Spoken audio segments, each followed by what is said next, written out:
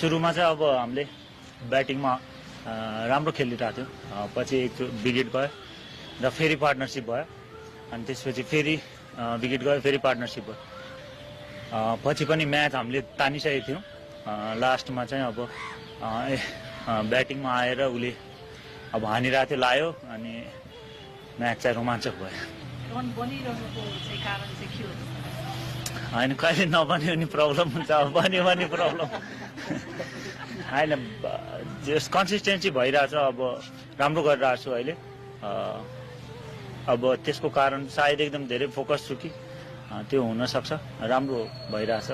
तपाईँले रन बनिरहँदाखेरि चाहिँ टिममा अरूलाई भन्नुभएको छैन यसरी रन बन्छ होइन, त्यो अब कहिले अप एन्ड डाउन्स त्यो भइ नै हाल्छ। जस्तै मेरो पनि पहिला भइरहेको थियो, अहिले रिसेन्टली अब राम्रो खेलिरहेको छु। सो कहिले कसैले राम्रो खेल्ला, कहिले कसैले, तर जति पनि खेल्यो त्यो चाहिँ टिमलाई दिनु पर्यो, त्यही नै।